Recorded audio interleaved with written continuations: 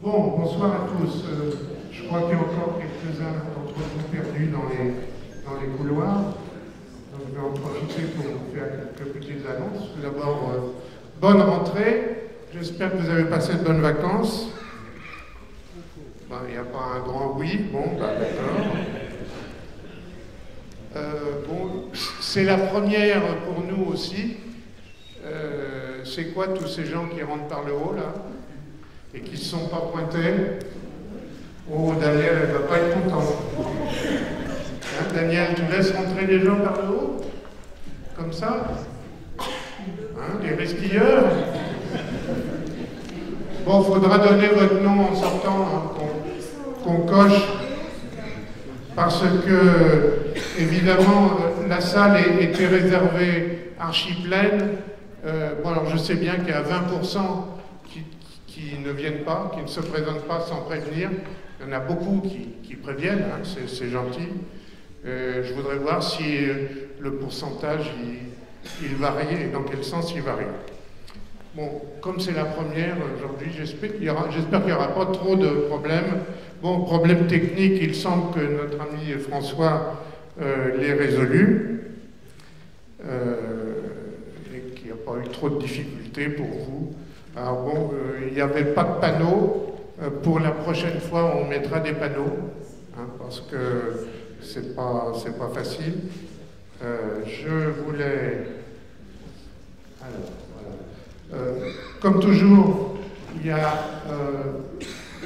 une vidéo directe.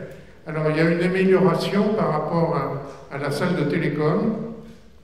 C'est que maintenant, on a une meilleure qualité, on est transmis vraiment en direct par le CNAM, on a le conférencier et les slides côte à côte sur la transmission, sauf pour notre ami François, parce que comme il n'était pas au courant, moi non plus je n'étais pas au courant, il n'a pas la clé avec toute sa présentation pour pouvoir le transférer sur le PC du CNAM. Donc, pour aujourd'hui, ça sera comme d'habitude. Alors, vous voyez, les adresses qui sont données là, ce sont les adresses comme d'habitude sur YouTube, mais à partir de la prochaine fois, vous aurez l'adresse du CNAM pour voir en direct vraiment la conférence en meilleure qualité. Je la mettrai sur mon slide. Alors, tac. Je confirme qu'il faut rentrer par la porte rue Saint-Martin et non pas par le musée. Il y avait une petite inconnue, des gens se posaient des questions. Donc on peut rentrer par la porte Saint-Martin, de la rue Saint-Martin. Alors les prochaines, je vais m'asseoir, tiens, allez, ça ne coûte pas plus cher. Les prochaines conférences de la SAF, donc vous savez que la prochaine, ça sera avec Jean-Pierre Luminet, qui va nous parler de Hawking. Les réservations commencent à partir de demain matin 9h. Je me doute bien qu'à 11h, elles seront déjà pleines. Donc, j'essaierai vraiment d'obéir à 9h, pas d'ouvrir plus tôt ou plus tard, pour que ceux qui tiennent vraiment à voir Jean-Pierre puissent s'inscrire. La dernière fois qu'on a fait ça à Télécom, les gens ont fait la queue jusque dans la rue. Et les gens étaient assis sur les marches, sauf qu'ici, c'est un peu plus difficile. Donc après, on va fêter les 100 ans de l'UAI, l'Union Astronomique Internationale, et c'est Jean-Louis Bougeret qui va nous parler d'un célèbre astronome qui s'appelle Benjamin Bayot, qui a été le premier président de l'UAI. En décembre, on aura Philippe Coué, spécialiste de l'astronautique chinoise, russe, indienne, etc., mais qui va nous parler particulièrement des Chinois. Est-ce que la Lune sera chinoise? Moi, j'ai la réponse. Je peux vous dire oui. Et alors, les autres dates, je travaille sur des conférenciers donc pour les dates suivantes. Vous voyez, c'est en principe le deuxième mercredi du mois, sauf en avril à cause de Pâques, c'est le 15 avril, ça doit être le troisième mercredi. Voilà. Donc vous avez noté toutes ces dates, j'interroge pas à la sortie, mais presque. Voilà. Alors il y a beaucoup d'autres conférences dans Paris, C'est normal, hein, c'est le début de la saison, c'est plein. Hein. Donc vous voyez, l'IAP c'est très intéressant, la synthèse des éléments légers, c'est complet. C'est souvent comme ça. Hein. Sinon, on fait une grande... je vais vous en parler après. Notez la date du 8 octobre, on fait un grand show à la Sorbonne. Je vous en parlerai. Qu'est-ce qu'il y a pour les gens de la SAF, la commission de cosmologie, le samedi 12 octobre. Oui, alors... bon... Je n'ai pas tout compris, c'est pas grave. Bon. Bon, vous voyez aussi, moi je donne une conférence le 14 octobre. Vous savez que c'est le cinquantenaire d'Apollo. Et j'ai voulu faire un peu plus que ça. J'ai tellement donné de conférences sur les 50 ans d'Apollo, ça commençait, que j'ai voulu faire la suite. Vous savez que beaucoup d'agences spatiales veulent retourner sur la Lune, ou y aller sur la Lune pour ceux qui n'ont pas été, et on va voir un peu comment on peut retourner sur la Lune, aller vers Mars, aller peut-être vers les astéroïdes. Est-ce que la Lune est un avant-poste pour aller sur Mars ou les astéroïdes? Je vous ai préparé une belle conférence, donc si ça vous intéresse, c'est dans le cadre des conférences du CIS-PTT, qui eux aussi ne peuvent plus retourner à Télécom. Hein, bien sûr, ils avaient leurs entrées à Télécom, et ils ont trouvé un auditorium, l'auditorium Ahara, dans le 13e aussi. Voilà. Et qu'est-ce qu'il y en a encore? À l'Observatoire de Paris, Françoise Combe, mais elle ne tient pas beaucoup à ce qu'on fasse de la publicité parce que la salle est très petite, mais pour les passionnés du Big Bang, elle va nous faire l'histoire du Big Bang, sous son aspect donc historique, dans la salle de l'atelier, le 16 octobre à 14 h. C'est entrée libre, gratuite et obligatoire, mais il faut s'inscrire. Hein, donc vous vous inscrivez, vous cliquez sur mon site, vous cliquez sur le séminaire d'histoire de l'astronomie et vous inscrivez.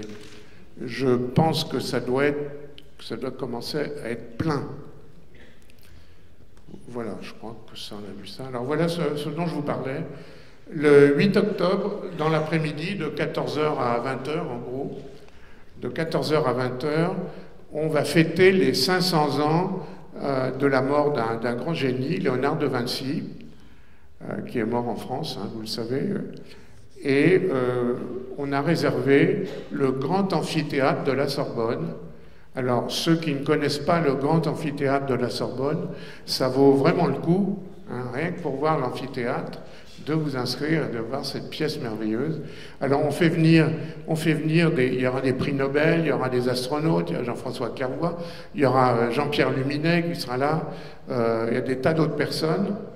Il y aura Bernard Foin, que vous connaissez, de l'Agence spatiale européenne.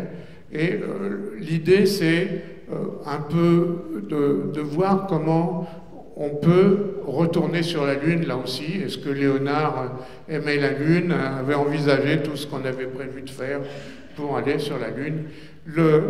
Le site que je vous ai écrit en haut, indico.yen2p3, etc., c'est le site pour s'inscrire. Bien entendu, c'est gratuit. Hein. Il y a 900 places. Hein. Mais il y aura du monde, hein, je pense. Donc, on n'a pas fait beaucoup de publicité pour le moment. Le programme va sortir demain. Vous le trouverez sur mon site, si vous ne le trouvez pas ailleurs. Alors, allez, la suite. Voilà quelques photos de notre dernière conférence SAF à Télécom. Eh ben, c'était justement sur le futur, une table ronde sur le futur des voyages spatiaux, avec nos amis que vous voyez ici, Olivier de Boursac, Nicolas Prantzos et Pierre-François Mouriot. Bon, salle pleine, comme d'habitude. La prochaine fois, on reçoit Jean-Pierre Luminet, inutile de vous le présenter. Il viendra exprès de Marseille, avec son accent qu'il a repris, et nous parler de Hawking et de son univers. Et aujourd'hui, on reçoit François Forget, astrophysicien, planétologue que vous connaissez. Il est au LMD, à l'Institut Pierre-Simon de Laplace. LMD, ça veut dire, ne souffle pas, laboratoire de modélisation dynamique. Ah, météorologie. Bon, d'accord, voilà. Un point pour lui. Et il va nous parler de l'exploration passée et future de Mars. Je vous souhaite une bonne conférence. Merci.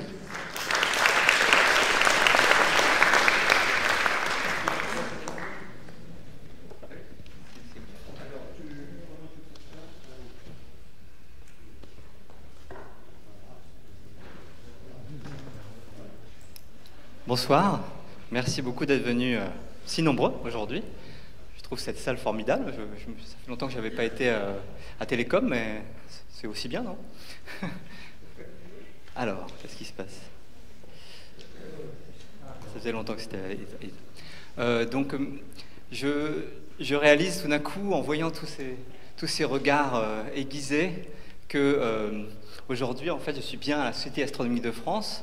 Et donc, je me rends compte que j'espère ne pas avoir fait une présentation trop grand public, mais j'essaierai dans mon propos de donner des détails. Et j'ai une présentation assez longue, mais je vais essayer d'aller assez vite pour qu'on puisse discuter ensuite.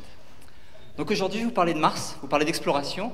Jean-Pierre vous l'a présenté, un petit peu des missions à venir, des missions robotiques à venir, et puis quelques transparents à la fin, quelques slides pour parler de l'exploration humaine, faire un petit point. Pas aussi détaillé peut-être que ce que fera Jean-Pierre dans exactement 2 mois, le 11 décembre, si j'ai bien compris. Je vais couper la lumière. Voilà. Donc, Mars. Alors quand je fais une présentation devant du vrai grand public, pas ici, je commence par dire Mars, bien sûr, tout le monde connaît. Pendant des années, on a observé Mars à l'œil nu, petite tache rouge. Après, on a regardé ça au télescope. C'est très difficile. Le télescope... Je suis ici à la Société astronomique de France, vous avez tous déjà regardé. On ne voit pas grand-chose, il faut être honnête. C'est joli quand on sait, mais c'est pas facile de comprendre ce qui s'y passe, surtout quand il y a une tempête de poussière comme l'été dernier. Mais malgré tout, on avait pu apprendre des choses, échafauder des scénarios, et bien sûr, pendant longtemps, on a cru qu'il y avait de la vie, des martiens, et il y a une fiction passionnante qui a complètement disparu. Pendant très longtemps, on disait les martiens, on pensait les extraterrestres, et c'est plus trop le cas maintenant, parce qu'évidemment, maintenant, on sait que la vraie planète Mars, elle est vraiment différente. Elle est peut-être moins spectaculaire pour les astronautes d'Hollywood. Mais en fait, non. La vraie planète Mars, c'est un monde tout à fait extraordinaire, très actif et qui mérite d'être exploré. Et ça, on l'a découvert comment? Bien sûr, c'est pas juste avec des télescopes. Il a fallu y aller. Il a fallu des fusées, il a fallu des sondes spatiales. Je vous illustre ça avec la première sonde européenne qui a été autour de Mars. La première sonde à se mettre en orbite autour de notre planète, c'était Mars Express, donc c'était un lancement déjà en 2003, une mission sur laquelle j'ai beaucoup travaillé. Est-ce que vous entendez bien? Oui. Et puis voilà, on a eu de très nombreuses missions, encore aujourd'hui, donc vous avez un petit panneau dont je vais me servir pour vous décrire un petit peu le passé et l'avenir de l'exploration. Encore aujourd'hui, donc après les premières missions des années 70, Mariner 9 et Viking, il y a eu aussi les missions des survols dans les années 60, les grandes missions qui ont découvert le vrai Mars, Mariner 9 et Viking dans les années 70, puis le renouveau dans les années 90, Mars Global Surveyor, Spirit, Phoenix, tout ça. On arrive maintenant à quand même 6 satellites en orbite autour de Mars, actifs aujourd'hui, qui observent Mars sous toutes les coutures, à toutes les longueurs d'onde, si vous voulez.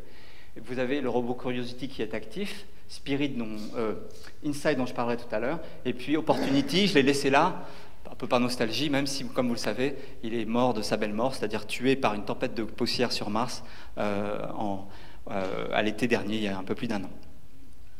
Alors, que nous ont appris toutes ces missions? Je me suis senti obligé de faire un petit résumé, quand même, me remettre un peu dans l'ambiance. Qu'est-ce que c'est que cette planète Mars? Alors, comme je l'ai dit tout à l'heure, toutes ces missions nous ont montré que Mars était une planète très active, par bien des aspects aussi riches au niveau de sa géologie, de sa climatologie que la Terre. Et c'est d'autant plus intéressant qu'il y a beaucoup de points communs. Comme vous le savez, même si vous avez une atmosphère beaucoup plus fine, on a une atmosphère près 100 fois plus fine, 6 hectopascales à la surface, essentiellement du dioxyde de carbone, on est 1,5 fois Mars n'est pas juste à côté de la Terre, hein, comme sur ce schéma, mais elle est 1,5 fois plus éloignée du Soleil que la Terre. Et donc elle est un peu plus froide. Mais par ailleurs, il y a beaucoup de points communs. L'obliquité, hein, l'inclinaison de l'axe de rotation par rapport au plan de l'orbite est de 25 degrés 2 par rapport à 23 degrés 5 sur Terre, c'est-à-dire que le cycle des saisons, même si l'année est un peu plus longue, est quasiment le même. La durée du jour, c'est 24 heures 40 minutes, donc on a vraiment, quand on travaille sur Mars, entre guillemets, ou quand on l'étudie, on retrouve tous ces repères. Et même au niveau scientifique, le fait que la rotation soit presque la même fait que la force de Coriolis qui contrôle la circulation atmosphérique, tout ça, c'est très similaire. Et donc on retrouve à peu près les mêmes phénomènes. Alors de même que sur Terre, le climat est rendu complexe par les nuages, les océans, la glace. Alors, on n'a pas d'océan sur Mars, c'est un climat hypercontinental. Par contre, on a d'autres phénomènes qui rendent la planète très active et compliquée. On a des tempêtes de poussière, comme on voit ici. Il se forme là, vous avez une dépression avec un front qui soulève du vent. La dépression se forme parce qu'on est au bord d'une calotte polaire de glace carbonique, donc l'atmosphère congelée. Ça, c'est très exotique par rapport à la Terre. On a aussi, comme c'est marqué ici, de la brume de glace d'eau. Et donc sur cette planète, on a toujours plein d'activités. Je vous rappelle que la température, alors typiquement la journée va être de l'ordre à la surface de 20 degrés. Par contre, la nuit suivante, la température va descendre à moins 80. Et puis dans les régions polaires, comme on voit ici, là on est au printemps, toute une partie de la surface est recouverte de glace carbonique. La glace carbonique est toujours autour de moins 135 degrés. Alors, souvent on pose la question, est-ce qu'il y a de l'eau sur Mars? Tout le monde sait la réponse ici, mais on me pose la question. Et effectivement, il y a beaucoup d'eau sur Mars. Ne serait-ce que tout au nord, vous voyez ici cette grosse calotte qui fait à peu près 1000 km de diamètre, c'est la calotte polaire nord, qui chaque été est exposée au soleil. La vapeur d'eau se sublime et vous avez tout un cycle hydrologique avec transport de la vapeur d'eau. L'eau va se condenser pour former les nuages que vous voyez là. Et c'est ainsi que, autour, par exemple, des grands volcans comme Olympus Mons, le grand volcan du système solaire, 28 000 mètres de haut par rapport à la base, eh bien, toujours une formation de nuages, en tout cas pendant une bonne partie de l'année, à la période la plus humide. Et puis, dans bien des endroits, ici, c'est une image de la surface prise par la sonde Viking 2 en 48 degrés nord, dans les années 70. 48 degrés nord, c'est exactement la latitude du CNAM. Et vous avez là, chaque automne, hiver et printemps, du givre qui se forme. Ce n'est pas du givre carbonique. Le givre carbonique, la neige carbonique est plus au nord, mais c'est du givre de glace d'eau. Donc on a beaucoup d'eau, dans le sous-sol, je n'en parle pas, dans l'atmosphère, sous forme de nuages, du givre dans toute une partie de l'année, sur toute une partie de la planète Mars. Par contre, c'est de l'eau toujours sous forme solide ou sous forme gazeuse. On n'a pas d'eau liquide en surface. On comprend pourquoi, hein. La pression est trop basse pour que de l'eau liquide puisse se stabiliser. On peut, en théorie, si on met un verre d'eau sur Mars au fond d'une plaine où la pression est assez haute, on pourrait avoir de l'eau liquide de manière temporaire, mais l'atmosphère est tellement sèche qu'elle va s'évaporer très vite et elle va surtout geler rapidement, bouillir si on est un peu haut. Bref, c'est très difficile parce que sur Mars, même dans les plaines où la pression est la plus élevée possible, le point d'ébullition va être autour de 2-3 degrés Celsius. Donc ça ne va pas être facile d'avoir de l'eau liquide. Bref, on n'a pas d'eau liquide. Alors il y a des spéculations. Tous les 6 mois, la NASA ou des collègues font une annonce en disant qu'ils ont trouvé des indices d'eau liquide avec du sel ou je ne sais quoi. En réalité, il n'y a vraiment pas d'eau liquide à la surface de Mars. Alors évidemment, c'est embêtant. Parce que sur Terre, la vie telle qu'on peut l'imaginer, telle qu'on la comprend, telle qu'on peut la détecter, eh bien la vie a besoin d'eau liquide. C'est même très simple sur Terre. Partout où il y a de l'eau liquide, il y a une vie active. Partout, même dans les nuages, les gouttelettes, même dans le sous-sol, partout. Quasiment pas d'exception. Et puis, par contre, dès qu'il n'y a pas d'eau liquide, la vie s'arrête complètement. Plus de reproduction, les bactéries ne vont plus manger, rien du tout. Donc c'est embêtant puisque ça veut dire qu'il n'y aurait pas de vie sur Mars. Et effectivement, tout indique qu'il n'y a pas du tout de vie à la surface de Mars actuellement. Mais ce qui rend Mars intéressant, vous le savez, c'est que ça n'a pas toujours été le cas. En effet, si on prend une carte graphique de Mars, donc vous avez tous déjà vu ça, on a les hauts plateaux au sud, hein, quand c'est rouge c'est les hauts plateaux, et les grandes plaines du nord, et les hauts plateaux sud, on voit, sont recouverts de cratères. Alors, vous savez sans doute pourquoi, on n'a pas du tout ces cratères-là sur Terre, quasiment pas, par contre ça ressemble plutôt à la Lune. La raison, c'est que toute cette partie sud date de plusieurs milliards d'années. Elle est bien plus ancienne que la plupart des surfaces sur Terre. Sur Terre, la tectonique des plaques, l'érosion fait que la surface est sans cesse renouvelée. Ce n'est pas le cas sur sur Mars, et sur la Lune non plus. Résultat, vous avez plein de terrains qui remontent à 3,8-4 milliards d'années, c'est-à-dire dans la jeunesse du système solaire, la jeunesse de la planète. Et ce qui est intéressant, c'est que dès qu'on regarde dans ces terrains anciens, là où il y a beaucoup de cratères, eh bien, on voit des traces de lits de rivières, des traces de lacs. On peut presque démontrer que c'est quelque chose qui ressemblait beaucoup à la Terre, de l'eau liquide. Et on a eu vraiment, pendant probablement des millions d'années, voire peut-être des centaines de millions d'années, un cycle hydrologique qui ressemblait à la Terre, avec relativement aride, mais avec quand même probablement des précipitations. On voit aussi, quand on regarde la minéralogie, que des zones entières ont été altérées en présence d'eau liquide. On retrouve des argiles, par exemple, partout sur Terre, parce qu'il y a de l'eau liquide, mais c'est très rare ailleurs. Et donc, partout où on regarde, on voit que ces terrains anciens ont connu une époque différente. Mars devait être une planète vraiment très, très différente, il y a 3,5-4 milliards d'années. Alors ça, c'est passionnant. On a envie d'abord de mener l'enquête au niveau géologique. On aurait envie d'envoyer des paléontologues qui pourraient chercher des fossiles. Alors, on ne s'attend pas à trouver des coquillages, mais peut-être des bactéries fossiles ou des indices.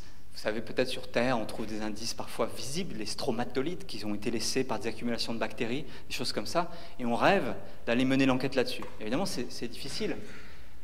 Il faudra envoyer, vous voyez là, on envoie un astronaute, il a un petit télescope dans la main, si vous regardez bien dans sa visière, il découvre une petite bactérie fossile, alors il est content.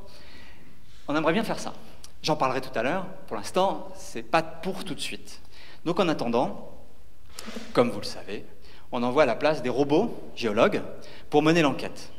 On a d'abord envoyé à droite un petit précurseur, c'était le robot Sojourner, dans le cadre de la mission Pathfinder, qui a appris à la NASA à rouler, à se promener.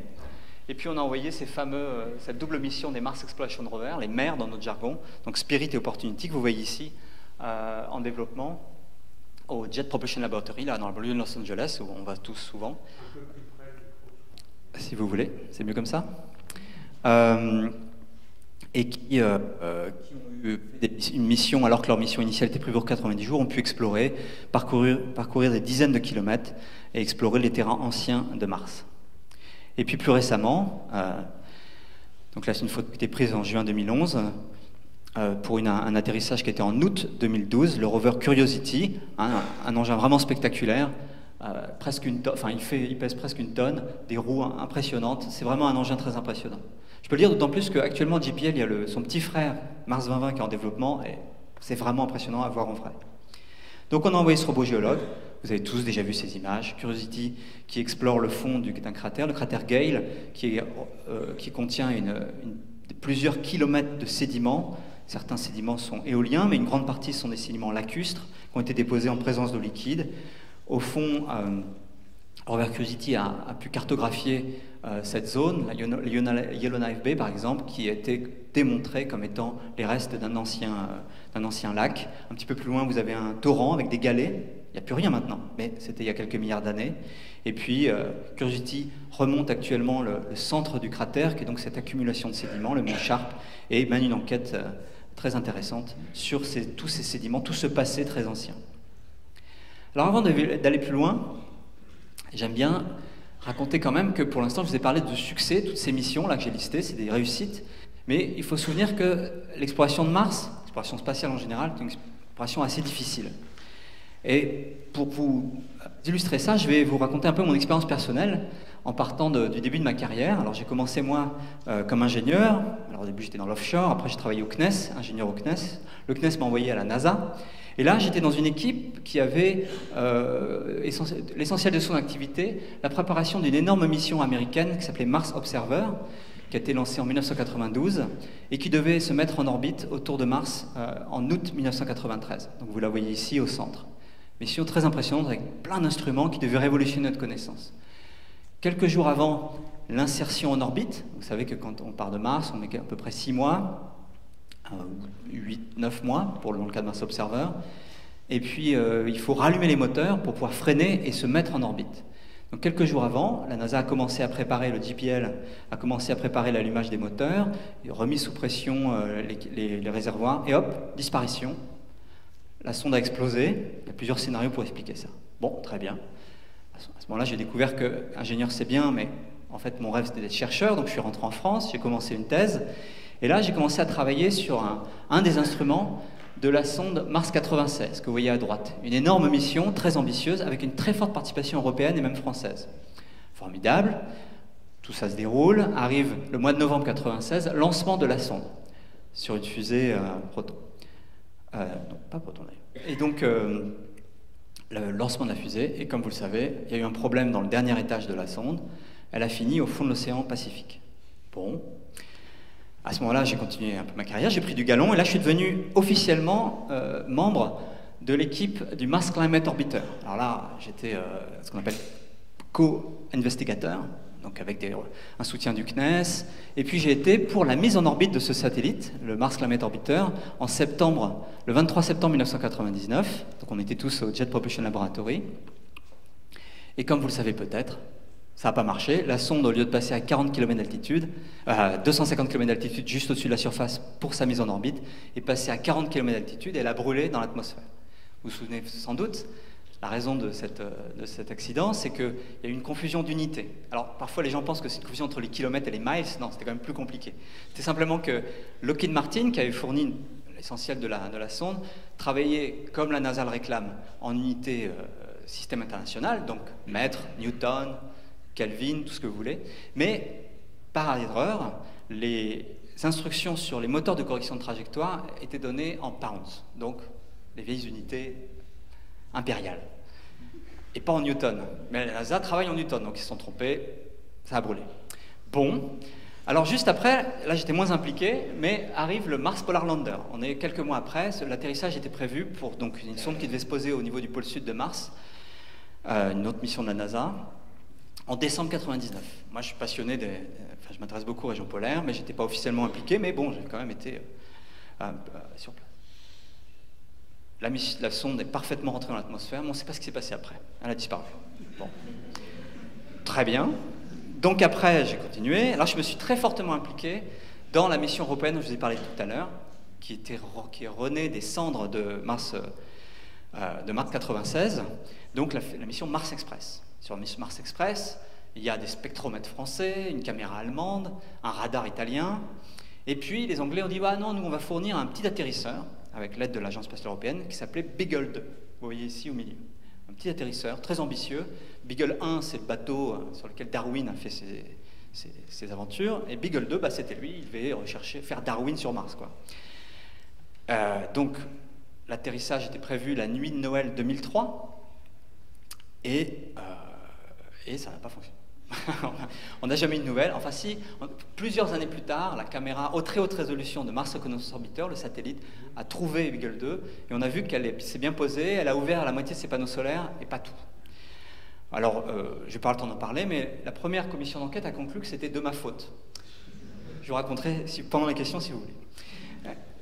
Et puis bon, ça a continué. Bon, après, il y a eu cette grosse mission Phobos-Grunt en 2011, sur lequel je n'étais pas beaucoup impliqué, mais qui elle aussi a raté l'allumage du quatrième étage plutôt, pour aller vers Mars, et elle a aussi fini au fond de l'océan Pacifique.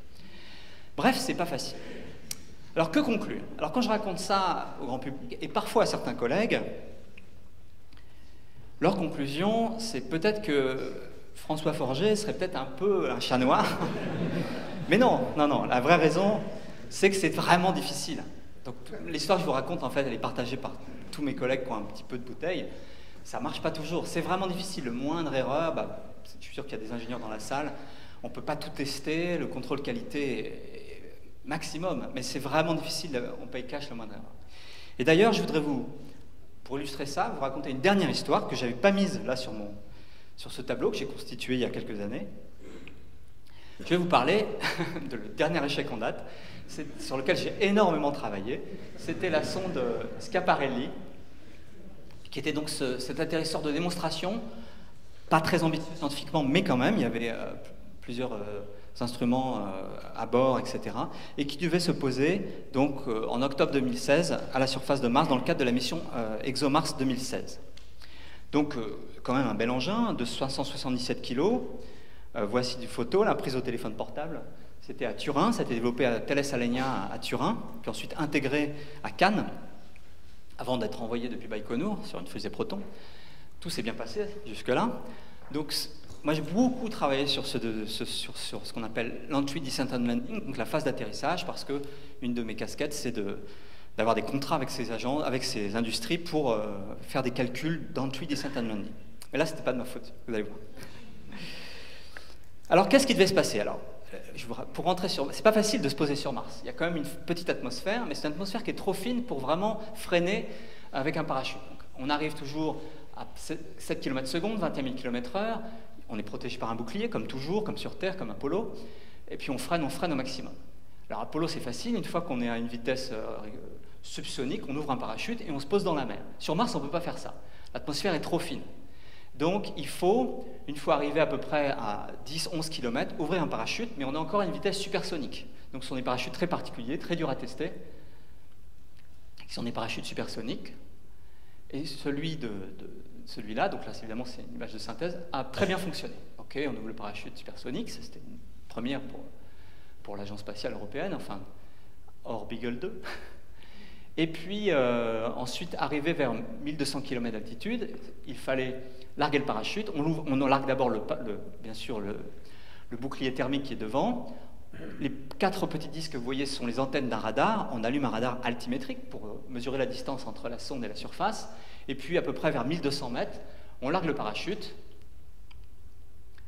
On allume les rétrofusées, il y a un petit peu de chute libre. On allume les rétrofusées, 9 moteurs, hydrazine. Et puis, avec un système pas si compliqué que ça, on descend vers la surface. Le radar nous donne l'altitude. On annule la vitesse horizontale et verticale. Donc à peu près 1200 mètres à descendre, et puis quand on arrive à 2 mètres de la surface, on coupe le moteur, il ne faut pas toucher la surface, moteur allumé, parce que ça peut faire du dégât, et puis on se pose sur en anglais on dit crushable material, donc du carton, quoi, et boum, et on est à la surface. Voilà ce qui était prévu. Donc, nous évidemment on n'était pas sur place, on ne voit pas ces images-là, mais moi j'étais dans la salle de commande des opérations à Darmstadt, c'est le centre spatial ESOC de l'Agence spatiale européenne, avec quelques collègues très impliqués. Et puis, on pouvait très bien suivre la chose. Pourquoi? Parce que, en temps réel, nos collègues indiens, qui possèdent un réseau de radiotélescopes incroyable à Pune, 28 radiotélescopes de 45 mètres de diamètre, avaient réussi à capter le signal UHF, signal pas très puissant, qui est en fait destiné à reléguer l'atterrisseur vers les satellites qui sont en orbite, qui devaient faire relais. Mais quand ils sont en orbite, ils peuvent récupérer l'information, puis la retransmettre plus tard. Donc on s'attendait à avoir des informations quelques heures plus tard. Mais grâce à nos amis indiens, on avait le signal, donc ce qu'on appelle la porteuse, sur l'écran, et on pouvait regarder en temps réel tout ce qui se passait. Et moi je connaissais par cœur la séquence d'EDL, Entry Descent Landing, et tout d'un coup, un peu trop tôt, pouf, le signal s'arrête. Donc les quelques initiés dans la salle, on s'est regardé, bien embêtés, et en fait, ça n'avait pas fonctionné. Le lendemain, la sonde Mars Reconnaissance Orbiter a cartographié la région, et on a vu quoi? Un cratère. Alors qu'est-ce qui s'était passé? Eh bien, tout s'était très bien passé au début. L'ouverture du parachute, la descente. Et ce qui est bien, c'est qu'il y avait une partie qui était quand même très réussie, c'est que pendant ce temps-là, c'était vraiment l'objectif de la sonde, c'était de vérifier de nos technologies pour l'entrée des Descent and Landing. Le TRESGAS, toutes les informations technologiques et scientifiques, notamment l'expérience scientifique Amelia, pour mesurer des propriétés dont j'étais co-responsable, a pu récupérer pas mal d'informations. Par contre, les choses ont commencé à mal se passer à 11 000 mètres pendant l'ouverture du parachute. Comme prévu, le parachute a créé des énormes secousses. Ce qui s'est passé, c'est que, évidemment, sur un engin comme ça, le contrôle latitude est mesuré par une centrale inertie et un gyroscope. Ça s'appelle Inertie IMU, donc Inertie Unit. Et le gyroscope a mesuré cette très très fort mouvement de rotation. Mais ce qui s'est passé, c'est qu'il a saturé. Donc au lieu de mesurer ce très fort mouvement en radians par seconde pendant quelques millisecondes, il a saturé et il a transmis un mouvement énorme en radians par seconde pendant presque une seconde. Et ça, ce n'était pas prévu, ce n'était pas documenté par le fournisseur du matériel. Je peux le dénoncer, c'était Honeywell. Je ne vais pas le dire normalement. Et Et donc, la sonde, l'ordinateur a mesuré que la sonde avait vraiment tourné sur elle-même. Pour être sincère, ce n'est pas de la faute de Newell. Il aurait fallu qu'il y ait plus de moyens pour qu'on puisse vérifier, tester tout le matériel, y compris cette centrale à inertie. Donc ce qui s'est passé, c'est que, au lieu d'être en attitude réelle vers le bas, l'ordinateur a conclu que, vu la vitesse de rotation qu'il y avait eu pendant une seconde, on était la tête en bas. Ça n'aurait pas été trop gênant, sauf que, quand on estimait l'altitude avec le radar altimétrique, on mesurait la distance entre la sonde et la surface, corrigée, comme toute personne qui a fait un peu d'études, par le cosinus de l'angle d'inclinaison. Le problème, c'est que si vous faites le cosinus de l'angle d'inclinaison et que vous pensez que vous êtes la tête en bas, ça vous donne une valeur d'altitude négative. Donc il y a eu à 4000 mètres l'estimation d'une altitude négative, panique pour un ordinateur, décision de larguer le parachute. Largage du parachute, on a allumé les rétrofusées quelques secondes, mais comme on était toujours sous la Terre, on a éteint les rétrofusées et on est tombé de 3700 mètres. Donc crash. Que conclure de ça? Non. Non, la conclusion, encore une fois, c'est que c'est difficile. Bon, en l'occurrence, je pourrais développer qu'il y a quand même eu une faillite. Ça aurait dû réussir, une faillite humaine dans certaines procédures qui, à mes yeux, n'est pas... je ne pense pas que la faute soit sur les ingénieurs de Thales Alenia, qui étaient très brillants, mais un système de review, pour ceux qui connaissent, qui n'était pas, je pense, assez élaboré. Alors, donc, on arrive maintenant en 2010, alors j'ai mis 2018, on a toutes ces missions qui nous apprennent énormément de choses sur Mars. Alors, qu'est-ce qui va se passer maintenant? Quelle est la suite des missions robotiques? Alors, toutes ces missions robotiques à venir sont motivées par la science. Donc, une bonne manière de présenter les missions à venir, c'est de faire un peu un point sur ce qu'on sait et ce qu'on ne sait pas. Et en fait, je peux simplement résumer tout ce qu'on ne sait pas par des grandes questions. Et il y a plein de choses qu'on ne sait pas, évidemment. Je ne vais pas pouvoir détailler. Comment se forment les planètes telluriques comme Mars et la Terre? Est-ce que Mars s'est formé comme la Terre ou est-ce que c'est quelque chose de complètement différent? On aimerait bien le savoir, il manque des informations. Que s'est-il passé sur Mars il y a 4 milliards d'années? Puisqu'il y avait de l'eau liquide, la vie est-elle apparue? Donc, il t'a mené. Pourquoi Mars n'a pas connu le même destin que la Terre? Elle était propice à la vie, à l'eau liquide il y a 4 milliards d'années. Pourquoi est-ce qu'elle n'est pas restée comme ça? Comment fonctionne le système climatique martien aujourd'hui? La vie subsiste-t-elle dans le sous-sol martien? Voilà tout plein de questions sur lesquelles on aimerait enquêter. Alors, vous voyez que toutes ces questions ont plein de motivations. On essaie de comprendre nos origines, l'origine de la vie. On fait aussi de la planétologie comparée. Quand on essaie de comprendre comment la Terre et Mars ont démarré, comment fonctionne le système climatique martien, l'intérêt, c'est de comprendre comment fonctionnent les planètes telluriques. Bon, ça c'est pour faire genre. Bref, on apprend beaucoup sur nous. Alors, une première question, c'est comment se forme une planète tellurique comme Mars et la Terre? Et pour répondre à cette question, il faudrait connaître, si vous voulez, comment sont structurés l'intérieur des planètes. Alors, sur Terre, on le sait tous, on a tous vu ça dans les livres de sciences naturelles, eh bien, on connaît très bien la structure interne de la Terre. C'est même fascinant. Moi, je me souviens, quand on est au collège ou à l'école primaire, on se demande comment on a fait pour sonder l'intérieur de la Terre. Est-ce qu'on a fait des trous très profonds? Bien sûr que non. Comment on a fait pour savoir qu'il y avait une graine, un manteau, avec une structure? On connaît maintenant la structure de manière très détaillée, et ça, c'est un schéma simplifié niveau CM2, mais on connaît mieux. Alors, comment on a appris ça? On a appris ça en faisant de la sismologie. Tout simplement, depuis toutes ces années, depuis plus de 100 ans, on a un réseau de sismographes à la surface de la Terre. Puis dès qu'il y a un tremblement de terre, excusez-moi, eh bien, le tremblement de terre lui-même est intéressant, mais ce qui est surtout intéressant, c'est qu'il crée une source d'ondes qui vont éclairer l'intérieur de la Terre comme en échographie, et le réseau de sismographes va absolument sonder l'intérieur, la structure interne de la Terre en détail. Et évidemment, on aimerait faire ça sur toutes les autres planètes pour pouvoir comprendre comment ils sont structurés. Et en fait, la structure nous informe en détail sur les origines, comment se forme une planète tellurique. Il y a plein de questions qui se posent, je n'ai pas le temps de détailler, plein de questions qui se posent. Alors, on a bien fait de la sismologie sur la Terre, sur la Lune. Oups.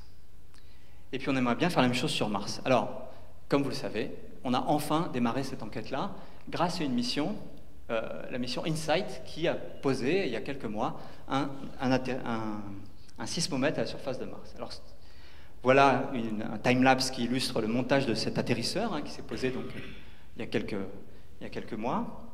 Ce qui est bien, c'est qu'à bord, vous avez un instrument, un sismomètre, et ce sismomètre a été vraiment complètement fabriqué en France, sous la direction de l'Institut physique du globe, là, qui est à côté de Jussieu, de l'autre côté de la Seine, par rapport à ici, mais tout près. Et on a pu développer un instrument que personne ne savait faire, y compris les Américains, donc ce sismomètre qui s'appelle SACE, sous la direction de mon collègue Philippe Lognonnet. Alors donc moi j'ai la chance de participer beaucoup à cette mission, et donc tout commence le 5 mai 2018 avec le lancement de InSight. Alors voilà une photo, c'est vraiment une photo. Bon en fait, InSight n'était pas lancé depuis la Floride comme d'habitude, mais depuis une base en Californie qui s'appelle Vandenberg, pour aller vers Mars, c'était bien, sauf que c'est une zone très connue pour ses brumes, et on n'a rien vu du tout. On a entendu quelque chose, mais on n'a rien vu du tout.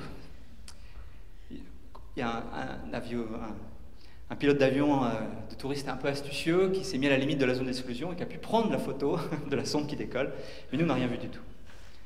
Donc, InSight est donc arrivé sur Mars le 26 novembre dernier, et à nouveau, je vous montre des images de synthèse, à nouveau pour vous montrer toutes ces 6 minutes de terreur, on appelle ça, de la sonde InSight qui est à nouveau entrée à 21 000 km/h, comme le film que je vous ai montré précédemment, mais qui cette fois a pu se poser. Alors le système est un peu différent, c'est le système américain qui était quand même bien au point, puisque c'était la même technologie exactement que la sonde Phoenix en 2008, mais malgré tout, je vous assure que c'est un stress incroyable de vivre ces 6 minutes de terreur, surtout quand on est spécialisé dans les échecs.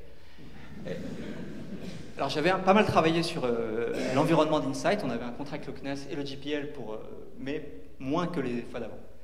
Et donc la sonde arrive sur trois pieds, hein, c'est plus genre modèle lunaire sur la Lune, des rétrofusées, quelque chose de très commandé, et puis voilà, la sonde devait se poser.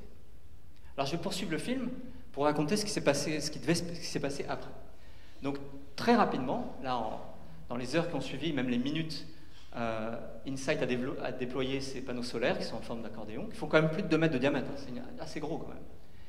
Et puis, dans les mois qui ont suivi, pas du tout les minutes comme ou les secondes comme sur ce film, un bras automatique a pris, ce que vous voyez là, c'est le sismomètre français, SACE, et l'a posé à un endroit qu'on a choisi soigneusement pour donc mesurer les tremblements de Mars. Alors, si on le posait juste comme ça, il y a quand même du vent sur Mars. Il y a aussi des grands cycles, comme je l'ai dit, le cycle de température est extrêmement marqué, entre plus 20 et moins 80 entre la nuit et le jour. Même à cet endroit-là, on a vu que la température descendait à moins 95. Et donc, pour le protéger du vent et des grandes variations thermiques, on avait prévu de mettre un bouclier assez lourd, entouré de cottes de mailles. On a prévu. Ça s'est fait, hein, ça a été fait. Et on a pu comme ça protéger le sismomètre qui fonctionne maintenant à merveille à présent.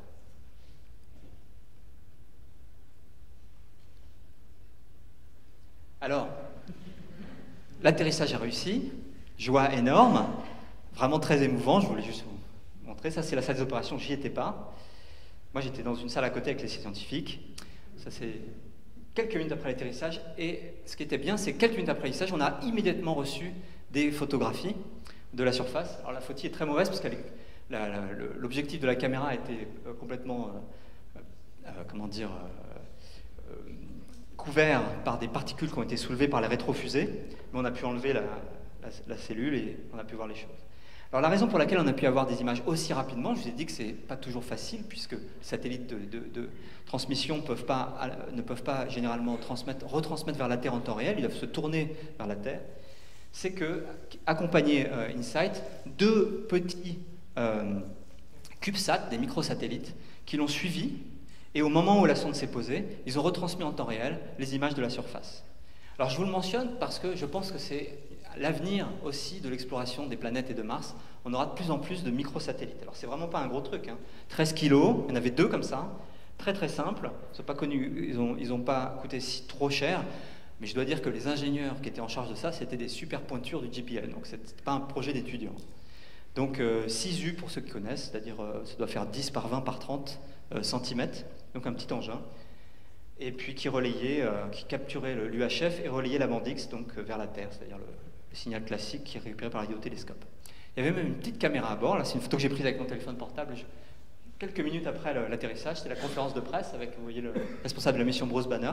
Et en temps réel, ils nous ont montré une photo qu'avait réussi à prendre ce CubeSat, qui non seulement avait un relais antenne, mais pouvait prendre des photos. Alors, c'est une caméra de pas très bonne qualité avec un petit panneau solaire, l'antenne, je veux dire, au premier plan.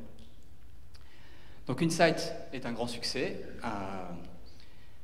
Vous avez ici la photo. On a pu, donc, je vous ai montré tout à l'heure les images de synthèse. Voici le sismomètre au premier plan. Le couvercle, ça c'est au début de la mission. Et puis, on a pu poser le sismomètre par terre, comme vous voyez là. Et puis, donc, doucement mais sûrement, le recouvrir du bouclier qu'on appelle WTS, des acronymes partout à la NASA. Ça doit dire Wind and Thermal Shield sur le sismomètre français. Alors, accompagnant le sismomètre, il y avait des mesures météo dont je m'occupe, et puis surtout un autre instrument, non pas américain mais allemand, destiné à mesurer la structure interne de la température interne, le flux géothermique, on appelle ça, de Mars. Donc l'objectif, je vais passer là, c'est vous avez un petit piquet, une taupe on appelle ça, mole, et puis il se auto-frappe sur la tête, c'est-à-dire que vous avez à l'intérieur un mécanisme qui, un peu comme quand vous plantez un piquet de tente, va inlassablement taper à l'intérieur pour que la sonde descende à l'intérieur de la surface.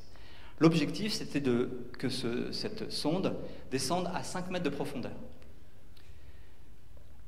Tout le long du câble qui le relie au reste de la mission, vous avez des capteurs thermiques, et ainsi on aura pu mesurer le profil de température, et on a pu estimer que si la sonde est à plus de 2, 3, 4, idéalement 5 mètres de profondeur, on peut calculer, après un traitement assez important des données, le flux géothermique, c'est-à-dire en d'autres termes, mesurer l'intérieur de la température interne de Mars. Chose qu'on ne connaît pas du tout et qui est très importante pour notre compréhension du fonctionnement de Mars.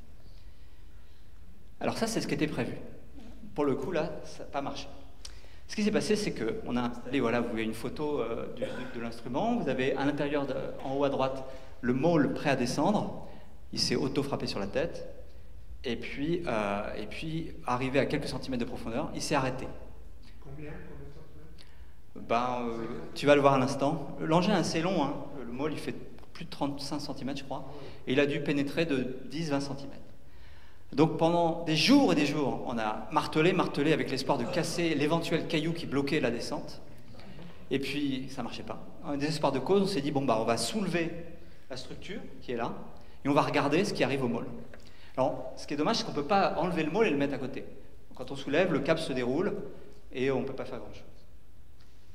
Alors ça a été fait, et vous voyez ici la photo une fois qu'on a retiré la structure attenante. Vous voyez le mole qui est là sur le côté, et ce que l'on voit, c'est qu'il est non pas bloqué par un caillou, c'est simplement qu'en tapant, il a fait le vide autour de lui. Le sable s'est écrasé, c'est visiblement un sable qui est extrêmement poreux, et vous voyez, si on appuie dessus, avec le poing, on enlève la main, et il va rester l'empreinte du poing, un peu comme dans de la neige. Et ça, c'était pas prévu comme ça, à ce point-là. Résultat, quand il a commencé à rentrer, il a écarté le sable autour de lui, et il n'y a plus eu de friction du tout. Ce qui fait qu'au lieu de s'enfoncer, rester bloqué par la friction lorsque la masse flotte remontait, il s'est mis à sauter sur place, sans aucune friction sur les côtés. Donc ça, on en était là juste avant ce qu'on appelle la conjonction. Jusqu'à il y a quelques jours, Mars était de l'autre côté du Soleil par rapport à la Terre. Et donc on va reprendre les opérations pour soulever ça. L'idée, c'est, vous avez vu qu'il y a un bras automatique, on va essayer de l'enterrer un peu pour renforcer la friction et pour qu'il commence à descendre. Et une fois qu'il sera descendu à quelques dizaines de centimètres, je pense qu'il pourra descendre jusqu'au bout. C'est pas un caillou qui le bloque, a priori, c'est le manque de friction. À suivre donc. Donc voilà, je ne sais pas si vous voyez mieux. Pendant ce temps-là, je voulais juste mentionner que le sismomètre marche très bien. On a eu un premier tremblement de Mars le 7 avril, un plus gros en mai, et puis on attend maintenant entre guillemets, le Big One, comme ils disent dans l'équipe, qui pourra éclairer l'intérieur de Mars. Pour l'instant, on éclaire la croûte, on apprend des choses sur la zone, le haut du manteau, mais pas encore l'intérieur. On en a plusieurs de taille moyenne, il nous faut un gros, et les gros, il y en a probablement un par an, quelque chose comme ça. Alors, je vais accélérer. Quelle heure est-il? Il est déjà très tard.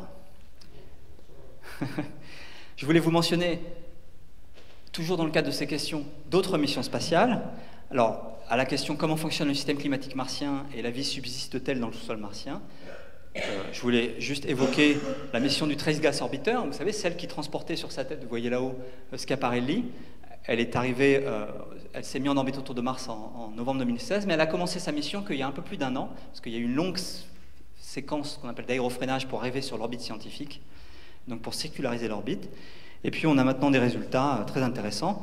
Et cette sonde fait exactement ce que j'ai mentionné. À la fois, elle enquête sur l'atmosphère, d'où son nom Trace Gas Orbiter, mais surtout, elle est équipée pour détecter la présence de gaz traces très rares. En utilisant l'éclairage du soleil, on observe le soleil lorsqu'il se couche ou lorsqu'il se lève. Ça fait une source de lumière très puissante et grâce à des spectromètres très précis, on peut détecter s'il y a des gaz qu'on ne connaît pas pour l'instant, par exemple le méthane. L'idée, c'est que, en essayant de mesurer des gaz traces comme le méthane, comme HCN, peut-être le soufre, le SO2, je veux dire, on pourrait peut-être caractériser une activité volcanique uniquement en reniflant, si vous voulez, ce qui sort du sous-sol, voire même biologique, ce qui était quelque chose qui a été spéculé pour le méthane. L'idée étant la suivante, c'est que peut-être dans des aquifères profondes, là où la température est bien plus élevée qu'en surface, la glace fond, vous avez donc de l'eau liquide et peut-être des bactéries actives comme on a sur Terre en profondeur. Peut-être que ces bactéries, comme sur Terre, sont source de méthane. Bon, je dois dire que pour l'instant, on n'a rien vu du tout, même beaucoup moins que ce que voit Curiosity, donc il y a un mystère scientifique que je ne vais pas avoir le temps de développer. Autre mission dédiée à l'exploration du système climatique martien, une mission étonnante qui a été initiée par les Émirats arabes unis, sur lequel je travaille un peu, qui s'appelle Hope Amal en arabe, Al-Amal, espoir. Et cette mission est entièrement dédiée à faire de la météorologie. Alors c'est une mission qui est ambitieuse pour les Émirats arabes unis, ils sont quand même alliés à différentes universités à travers le monde, notamment aux États-Unis. Mais elle reste très simple par rapport à ce que pourrait faire l'Europe ou les États-Unis. Mais elle est astucieuse parce qu'elle a choisi une orbite particulière pour faire une science nouvelle. Avant d'aller plus loin dans le détail, je voudrais dire une chose qui est étonnante sur cette mission, c'est que aux Émirats arabes unis, il y a un biais culturel qui est absolument l'inverse en Europe et en France, c'est que les études scientifiques sont absolument le choix des femmes. Depuis la création des Émirats, aux Émirats arabes unis, on a promu l'éducation des femmes, et l'histoire fait que les hommes vont plutôt faire du business, et à 90%, les ingénieurs et les scientifiques sont des femmes. D'ailleurs, la chef de mission est une très charismatique femme qui s'appelle Sarah Amiri, qui est très impressionnante, et toute l'équipe est constituée de femmes. Donc c'est assez étonnant quand on va travailler sur une mission d'un pays comme cela, on ne s'attendrait pas à ça, et c'est exactement l'inverse. Tout est très féminin, et eux-mêmes sont un peu choqués de voir qu'il n'y a que des hommes dans les ingénieurs européens et américains. Bon, je ne vais pas vous détailler, c'est une mission assez classique, qui a une certaine ambition parce qu'elle est faite non pas par un industriel de renommée, etc. C'est fait plutôt avec des universités. Des instruments très classiques, je ne vais pas détailler, une caméra thermique, une caméra normale, un spectromètre ultraviolet. Mais ce qui est original, c'est que pour faire une nouvelle science, pour répondre aux questions qui restent dans notre science du climat, eh bien, ils ont choisi de faire une orbite particulière. Au lieu de se mettre en orbite basse, de regarder toujours la même heure locale, ce que font la plupart des missions. Quand on prend une orbite polaire, on a tendance à regarder toujours la même heure locale, l'après-midi, etc. Ils ont pris une orbite un tout petit peu inclinée, presque équatoriale, très loin de Mars, de manière à ce que, eh bien, on soit, quand on est en bas vous voyez, c'est une orbite légèrement circulaire, je veux dire, légèrement elliptique. Quand la sonde est en bas ici, eh bien, on est quasiment en rotation synchrone avec la surface, en orbite marso-stationnaire, on dit aérostationnaire. Donc on va survoler le même point pendant 8 heures, ensuite on va remonter un peu, Mars va tourner sous le satellite, et puis on va redescendre et regarder un autre endroit. Et avec ce concept d'orbite, on arrive à observer, à cartographier entièrement l'atmosphère de Mars à toutes les latitudes, toutes les longitudes, toutes les heures locales, matin, après-midi, en une semaine. Et ça, c'est bien parce que ça répond à une grande question qui reste en suspens dans la climatologie martienne, c'est qu'on ne comprend pas très bien le cycle diurne sur Mars. Et ça bloque notre compréhension de certains phénomènes météorologiques. Et donc, grâce à cette orbite astucieuse, on va répondre à plein de questions. Alors, il reste ensuite l'énorme question sur Mars. Que s'est-il passé sur Mars il y a 4 milliards d'années? On a bien sûr commencé à enquêter là-dessus avec Curiosity, les robots, les satellites en orbite. Mais 2 missions en 2020, donc en plus de la mission des Émirats Arabes Unis, vont enquêter là-dessus. Vous avez un rover européen qui s'appelle ExoMars, et puis le très ambitieux rover américain qui s'appelle Mars 2020. Alors quelques mots là-dessus, vous connaissez peut-être déjà tous. Donc le rover européen ExoMars, un rover assez ambitieux, presque 300 kg, qui va être déposé, c'est quelque chose qui est fait en partenariat avec les Russes, déposé par un atterrisseur russe. Et puis ce rover, là c'est vraiment tout accéléré, a pour caractéristique d'être conçu pour non pas seulement enquêter sur les minéraux à la surface, mais faire un forage, donc un vrai forage avec une perceuse, dans le but d'aller prélever des échantillons à quelques mètres de profondeur. Alors quel est l'intérêt? L'intérêt, c'est qu'on pense à quelques mètres de profondeur pouvoir accéder à des molécules fossiles, des molécules par exemple organiques, voire biochimiques, qui auraient pu être déposées là il y a 3 milliards d'années, lorsque Mars était couverte d'eau, et qui auraient été préservées par rapport à la surface. En surface, on reçoit du rayonnement, la chimie de l'atmosphère est très agressive. On pense qu'à 2 mètres de profondeur, on va pouvoir récupérer des échantillons encore riches peut-être en molécules fossiles et enquêter sur ce qui s'est passé il y a 2 milliards d'années. Alors bien sûr, on a choisi un site d'atterrissage très ancien, dans lequel vous avez... ce sont des grandes plaines d'argile formées il y a presque 4 milliards d'années, et on va aller forer là-dedans pour essayer de retrouver des traces fossiles. Donc ça, c'est un lancement en juillet prochain, dans quelques mois. Peut-être. On en reparlera si tu veux. Ce sera embêtant si on ne lance pas en juillet prochain. Mais effectivement, on a des problèmes de parachute. Voilà pourquoi Jean-Pierre interrompt un propos. Alors, parallèlement, la NASA développe un nouveau type de rover de genre Curiosity, mais quand même un petit peu différent. Donc là, je vous montre une chose. Et en particulier, ce petit film, là, vous montre le rover, et aussi quelque chose qui va accompagner ce rover, un système de technologique de démonstration. Ça va être un petit hélicoptère qui va être utile un petit peu pour cartographier localement et montrer un peu le chemin au rover, mais c'est avant tout pour démontrer si on est capable de le faire. Alors voilà, c'est des images de synthèse. Comment on va faire un hélicoptère sur Mars? Donc on utilise la technologie des drones sur Terre, sauf que quand même il y a un challenge, c'est que l'atmosphère est peut-être 100 fois à 80 fois moins dense.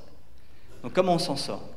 Alors l'astuce, donc vous voyez, c'est un petit hélicoptère qui va être capable de vivre en autonomie, il y a des petits panneaux solaires, et il va faire des vols de 90 secondes avec une caméra et comme cartographié.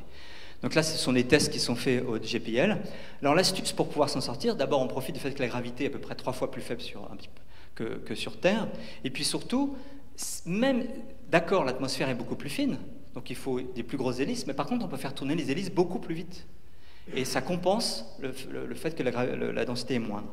Donc là, vous avez une hélice qui fait 1,1 mètre de diamètre et elle tourne à 3000 tours minute. Donc c'est vraiment très rapide. Sur Terre, des pales de cette taille-là tourneraient peut-être 100 fois moins vite. Donc ça, c'est confirmé. Si vous vous intéressez au sujet, si vous regardez la caméra qui est en permanence de JPL dans la baie de montage de Mars 2020, l'hélicoptère vient juste d'être monté sous le rover, qui sera déposé et ensuite il ira s'envoler. Normalement, il est censé fonctionner 30 jours, donc ça ne va pas être toute la mission avec. Bon, je ne vais pas détailler ça, il y a une nouvelle charge utile, c'est-à-dire des instruments pour mener l'enquête sur ce passé de la planète Mars. On va atterrir dans un terrain très ancien, dans un ancien delta qui s'appelle Jezero Crater, très très intéressant. Il y a tout un sorte d'instrument. Je mentionnerai quand même l'instrument SuperCam, qui est essentiellement développé en France, en collaboration avec des collègues américains, et qui va mener l'enquête sur toute la minéralogie sur place. En fait, ce qui est surtout très important sur ce Mars 2020, c'est que ce n'est pas un nouveau Curiosity simplement. Il a cette fois l'ambition d'aller ramasser des échantillons, de les mettre dans des petits tubes scellés et de les déposer à la surface en tas pour qu'on puisse aller les chercher plus tard. L'idée, c'est de préparer la mission de retour d'échantillons, Mars Sample Return, qui a priori est prévue pour 2026. Donc, une fois que le rover Mars 2020 aura prélevé ces roches, les a scellées dans des petits tubes, déposées en tas dans certains endroits, eh bien, voilà qui est fait. En 2026, peut-être 2028, une nouvelle mission va se poser à la surface. Il y aura dessus ce qu'on appelle un fetch rover, un petit rover de ramassage, qui pour l'instant est prévu pour être fourni par l'Agence spatiale européenne. Et puis ensuite, on met tout ça dans une fusée, le Mars Ascent Vehicle. On envoie tout ça en orbite. Alors, c'est pas facile. Et une fois que c'est en orbite, on largue le récipient, c'est une boule en fait, une sphère qui contient les échantillons, et puis un orbiteur de récupération va aller le capturer, rallumer les moteurs et retourner sur Terre. Pour l'instant, aussi cet orbiteur est prévu pour être fourni par l'Agence spatiale européenne. Alors c'est pas fait du tout, le CNES, nous les Français, on soutient ça avec vigueur, mais d'autres pays ne sont pas d'accord. On aura le fin mot de ce projet, est-ce qu'il va être financé en Europe en tout cas, à la prochaine réunion des ministres qui s'occupent de ça en novembre prochain. Alors l'intérêt de cette mission, c'est qu'on va récupérer des échantillons soigneusement choisis au fond d'un ancien lac, d'un delta, donc peut-être propice, on va voir ce qui s'est passé, les ramener, et là on va pouvoir les étudier avec les moyens qu'il y a sur Terre, qui sont littéralement 1 million de fois plus précis et sensibles que ce qu'on peut faire sur place, même si on arrive à faire des belles choses sur place. Et là on va pouvoir vraiment explorer, comprendre la minéralogie, comprendre éventuellement s'il y a une chimie prébiotique, voire une chimie biologique. Ça va être une mission très importante, c'est le Graal de l'exploration de Mars depuis de nombreuses années. Bon voilà, je vais continuer à faire le panorama très vite. En 2020 aussi est prévue une mission chinoise, qui est à la fois très ambitieuse et très classique. Voilà les images qui ont été diffusées, il y a un peu plus maintenant, mais sur le web il y a quelques mois. Donc une mission ambitieuse parce que vous allez avoir un satellite en orbite, un atterrisseur. J'étais encore une fois, c'est un peu ma spécialité, impliqué dans le calcul pour l'entrée. J'avais un contrat avec les Chinois qui ont envoyé des ingénieurs quelques semaines dans notre laboratoire. Ils ont confiance, ils ne sont pas au courant des problèmes précédents. Et donc tout se passe bien, l'atterrisseur va atterrir. Et puis il y aura au-dessus un petit rover qui va aller se promener. Tout ça est très similaire, pour ceux qui connaissent, à ce qui a été fait sur la Lune. La mission Chang'e 4, je ne sais pas comment on dit en chinois, qui a atterri de l'autre côté sur la face cachée de la Lune en janvier 2019, et auparavant celle qui avait atterri côté visible, où on voit la Terre, en 2013, qui avait un peu moins bien fonctionné. Mais donc, c'est des choses qui ont fonctionné. C'est pas facile d'atterrir sur la Lune. Espérons qu'ils réussissent à atterrir sur Mars. Et puis on suivra ça avec intérêt. Je pense que Jean-Pierre... non, vous avez une conférence sur ce sujet-là dans quelques semaines, je crois. Je suis sûr qu'on parlera non seulement de la Lune, mais un petit peu de Mars. Derrière, c'est pas fini. Donc non seulement vous avez Mars Sample Return, mais vous avez l'Inde qui a des projets assez ambitieux. Alors jusqu'il y a peu, c'était leur prochain projet. Et puis depuis, ils ont décidé de renvoyer une mission vers vers Vénus d'abord, mais officiellement vous avez une mission indienne. Ce sera la deuxième. Il y a déjà une première, vous avez vu en 2011 ici, Mangalyaan, et vous aurez Mangalyaan 2 qui doit arriver dans les années 2024 normalement. Vous avez aussi, non pas pour explorer Mars seulement, mais le Phobos, une mission cette fois-ci qui est vraiment confirmée, avec une date assez précise. Le Mars Moon Exploration, alors je ne sais pas le dire en japonais, c'est une mission japonaise avec une bonne participation française, qui devrait être lancée en 2024. Donc là je vous montre quelques images de cette mission, qui a pour but vraiment de se poser sur Phobos, de faire plein de mesures. Mais évidemment, en étant juste à côté de Mars, il y aura un peu de science martienne, on va observer Mars, notamment avec l'instrument Macroméga qui est développé à Orsay, qui sera à bord de cette mission. Donc voilà, vous avez une vision là assez complète de tout ce qui est prévu jusque quasiment 2030. Il y aura peut-être, il y a des projets de mission qui sont encore en gestation, mais qui seront lancés par... On n'a pas beaucoup le temps de préparer ça, peut-être quelques satellites légers, notamment aux États-Unis, on essaye de faire quelque chose avant 2030, mais voilà pour ce qu'il en est pour les missions robotiques non habitées. Et puis bien sûr, la question se pose, Jean-Pierre m'a spécialement demandé, alors maintenant j'étais un peu long, de parler quand même des missions humaines. C'est une bonne question. L'homme sur Mars, quand est-ce qu'on ira sur Mars? C'est une bonne question parce que ça fait 50 ans qu'on dit qu'on va y aller dans 20 ans. Donc ça peut durer longtemps, comme ça. Et c'est vrai que ça fait 50 ans, 40 ans, qu'au niveau d'exploration humaine spatiale, il ne se passe pas grand-chose. Là, je vous ai mis tous les véhicules d'accès à l'espace qui permettent de rentrer sur Terre aussi, depuis de tout temps. Vous voyez que ça fait 40 ans qu'on est en gros avec le Soyouz, il y a des trucs avant. La navette spatiale depuis presque 40 ans. Il y a eu quand même le Shenzhou, des taïkonautes chinois. Et puis tout ça, on va en orbite basse, à 400 km, juste à côté. Il y a la Station spatiale internationale. Mais on est d'accord, tout le monde ici, on s'est complètement habitué à ce qu'il ne se passe plus rien d'autre. Alors les choses vont changer. Les choses vont changer puisque l'arrêt de la navette spatiale l'arrêt promis, l'arrêt du développement de la Station spatiale internationale ont dégagé des fonds aux États-Unis, ce qui a permis d'abord de remplacer la navette spatiale. Donc ça, il va y avoir donc 2 véhicules qui vont rentrer en activité. En théorie, c'était cette année, mais à mon avis, ce sera en 2020, qui sont fournis par SpaceX, le Crew Dragon, et puis par Boeing, le Starliner, le CST-100, qui devrait normalement lancer des humains. Donc ça va être un choc pour nous. On va avoir des astronautes avec des nouveaux scaphandres, être lancés sur des fusées nouvelles, avec des nouveaux équipements, etc. Et puis juste derrière, plus intéressant encore pour notre histoire, le développement d'une capsule d'un type nouveau, Orion, dans le cadre du projet maintenant qu'on appelle Artemis, qui a pour objectif non plus d'aller simplement jusqu'en orbite basse, mais au-delà. Donc tout ça a été lancé il y a de nombreuses années, c'était le programme Castellation. Ensuite, à l'époque d'Obama, il a été décidé de mettre le focus sur un retour vers Mars, mais sans mettre aucun moyen, donc de toute façon ça n'a pas fait grand-chose. Et puis maintenant, où est-ce que va ce projet Orion? Ce sera probablement vers la Lune. Alors, allié à Orion, je vous ai mis quelques images d'une capsule Orion qui a été développée, qui a été testée en 2014, elle a été lancée sur une grosse fusée, elle est retournée sur Terre, ça marche pas mal. Maintenant, il faut terminer son adaptation pour les humains. Et puis, associé à cette capsule Orion, vous avez une nouvelle Saturn V, une nouvelle fusée géante qui s'appelle le Space Launch System, qui, je dois dire, prend 3 mois de retard tous les ans, mais peu à peu, ça converge, vous voyez. Et donc, qui devrait être prête, je pense, en 2021-22. Jean-Pierre fait la moue. Non, ils mettent des moyens supplémentaires, là. Et donc, dans le but d'avoir un nouveau système, une vraie capsule genre Apollo, une vraie fusée genre SLS, et puis pouvoir aller ailleurs, donc d'abord vers la Lune. Donc le premier objectif, qui est affiché, qui est financé en grande partie, avec des contrats qui commencent à être passés, c'est de développer une cible pour ces missions, cette mission Orion. Ce sera une première mini-station spatiale qui sera en orbite autour de la Lune. Avant on l'appelait le Deep Space Gateway, le Lunar Orbital Platform Gateway, maintenant on appelle Lunar Gateway ou Gateway. Donc je crois que ça va finir par Gateway ce truc-là.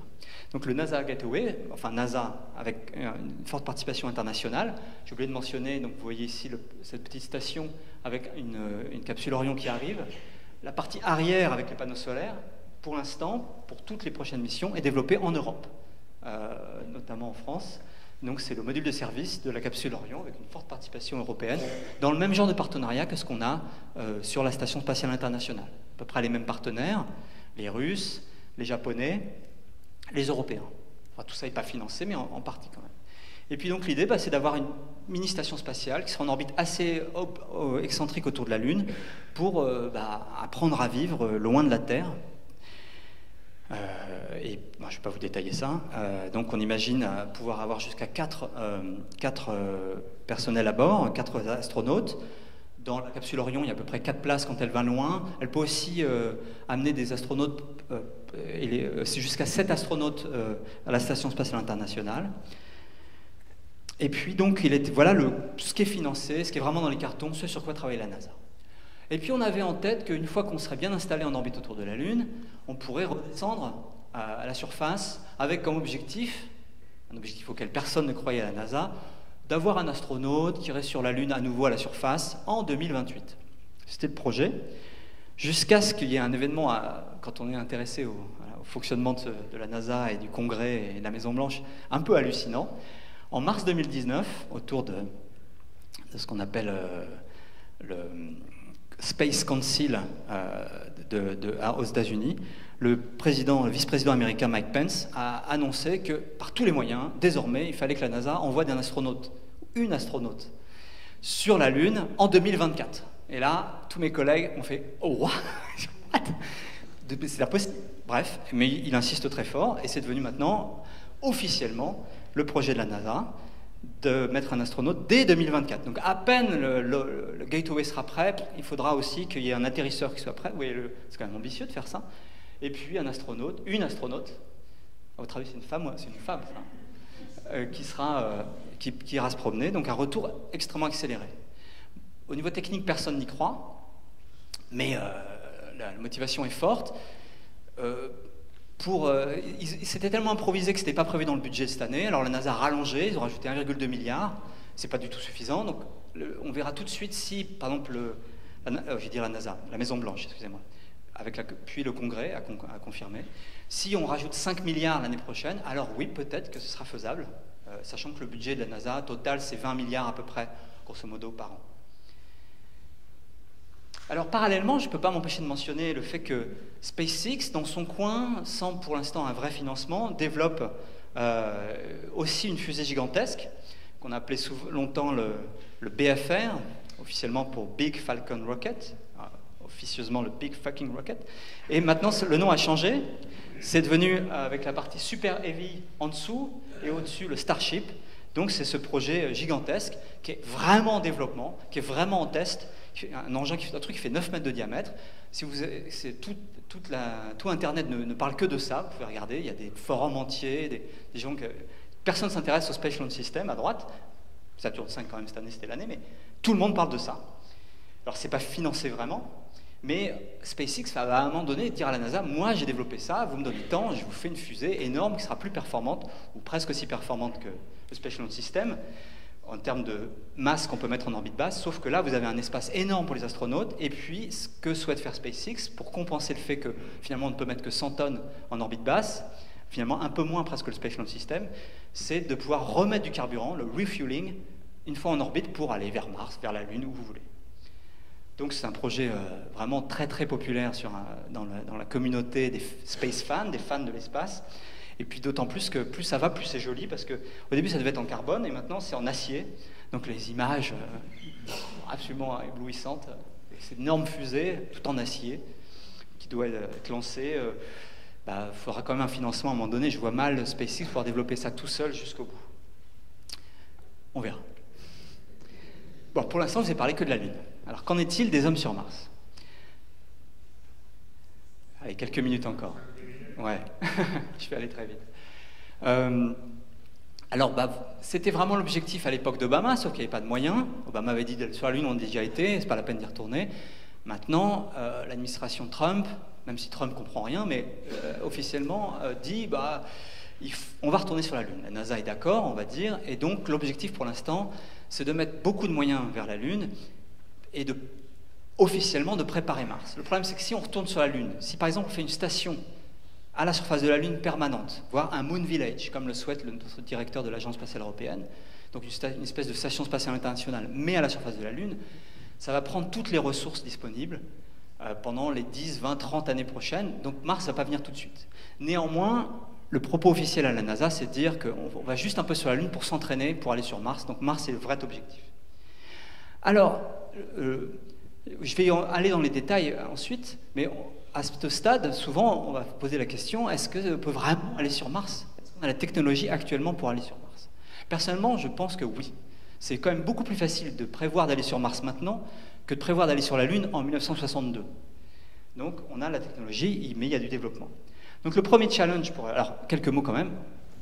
Aller vers Mars, c'est quand même très ambitieux. Pourquoi c'est très ambitieux? Parce qu'il faut, voilà, typiquement, un des scénarios, il y en a de multiples scénarios pour aller vers Mars, mais on imagine par exemple 4 lancements de la Space Launch System pour faire un cargo qui va amener plein de matériel sur Mars pour pouvoir en repartir. Ensuite, 2 ans plus tard, on peut lancer vers Mars que tous les 2 ans, tous les 26 mois. On envoie à nouveau du cargo et puis un équipage. L'équipage va mettre 6 mois à peu près pour aller vers Mars. Il se met en orbite, il se pose à la surface, il y reste une trentaine de mois, comme c'est écrit ici, 30 mois au total, c'est marqué 500 jours, un peu plus d'une année. C'est à cause on ne peut pas tout le temps repartir de la Mars vers la Terre de la même manière qu'on ne peut pas tout le temps aller de la Terre vers Mars. On repart et enfin on retourne sur Terre. Donc vous voyez, beaucoup de lancements, beaucoup de matériel. J'y reviendrai plus en détail dans quelques secondes. Donc finalement, le vrai défi numéro 1 d'une mission vers Mars, c'est le coût. C'est le coût. Parce que c'est beaucoup, beaucoup trop cher pour le justifier scientifiquement. C'était le cas pour Apollo. Apollo, le conseiller scientifique de Kennedy a accepté de soutenir Apollo à condition qu'on ne dise jamais qu'on faisait ça pour la science. Et Mars aussi, j'aurais du mal à expliquer à mes collègues physiciens, médecins, que la priorité des scientifiques, c'est de dépenser 200 milliards de dollars dans l'exploration de Mars. Donc, le problème de justification est le même que d'habitude pour l'exploration humaine, que pour l'exploration de la Lune et pour la Station spatiale internationale, c'est qu'il faut le justifier autrement. Donc simplement, ça répond je suis sûr, au désir de beaucoup de personnes dans cette salle, j'espère, peut-être pas, Ce qui fait que ça répond au désir d'explorer, d'aventure, etc., de plein de contribuables. Ça, c'est bien. Et donc des politiques. Il y a quand même des raisons objectives de faire de l'exploration humaine, même jusqu'à Mars. Par exemple, ça permet de susciter des vocations pour les sciences et les études d'ingénieurs dans tel ou tel pays. C'est important pour un pays que les gens ne fassent pas que la Star Academy et des choses comme ça. Il faut un peu faire des maths. Ça peut aider au prestige national ou inversement, une motivation, c'est ça favorise les coopérations internationales. L'exemple avec la Russie, pour la Station spatiale internationale, est quand même une grande réussite. Malgré les grands conflits, ça bosse tous les jours entre la Russie et les États-Unis. Et il faudrait la même chose avec la Chine, quelque part, maintenant. Ça peut inspirer des progrès technologiques. Certains, un peu visionnaires, du genre Elon Musk, voudraient que ça amorce l'expansion des activités humaines, aller coloniser d'autres mondes pour survivre. Et puis il y a des gens qui s'intéressent à l'économie de cela. Et puis enfin, je l'ai mis en dernier, la science. C'est quand même intéressant scientifiquement. On ne peut pas justifier une telle exploration à un tel coût par la science, mais une fois qu'on a des hommes sur place, on peut faire une science extraordinaire. Bon, alors bien sûr, il y a quelques défis techniques. Je vais, pour abréger quand même, les passer en revue sans les détailler avec quelques images, mais on peut les lister là. Ce qui est dur, c'est d'aller vers Mars, faire le voyage vers Mars. Il faut un vaisseau spatial avec un support vie beaucoup plus performant que sur la Station spatiale internationale, qui recycle l'oxygène, l'eau de manière beaucoup plus précise.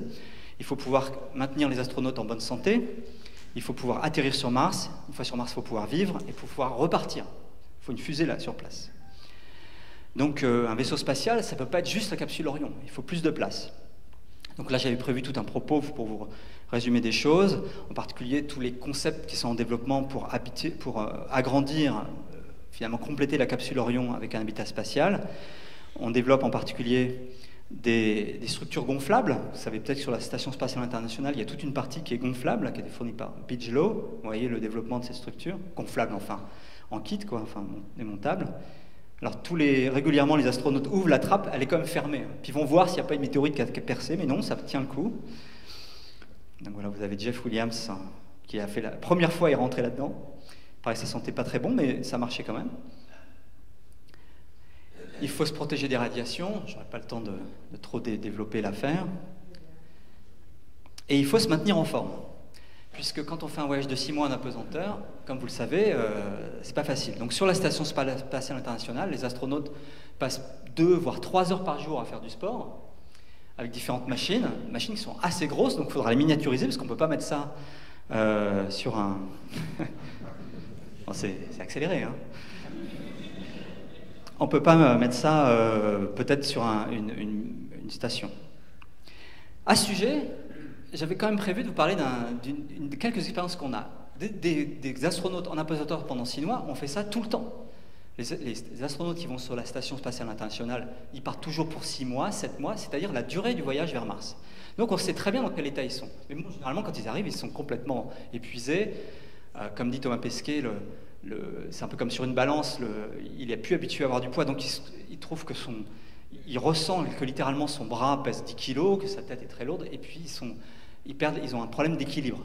Musculairement, ils sont assez en forme, hein, mais ils ont surtout un problème d'équilibre. Alors il y a quand même un exemple qui est intéressant, c'est qu'il y a quelques années, la 6e expédition, donc c'est vraiment au début de la Station spatiale internationale, avec notamment un astronaute que j'ai pu rencontrer qui s'appelle Don Petit. Ils étaient partis en navette spatiale, ils devaient rentrer en navette spatiale. Columbia a explosé au retour, donc ils n'avaient plus d'autre choix que de rentrer en Soyouz. Donc, sans vrai entraînement, il a rentré en Soyouz, et pas de chance, ce Soyouz, ce modèle TMA, n'a pas fonctionné comme il faut. Résultat, ils ont fait une rentrée directe, non contrôlée, ils se sont pris 9G, et ils sont atterris à plusieurs centaines de kilomètres du point prévu.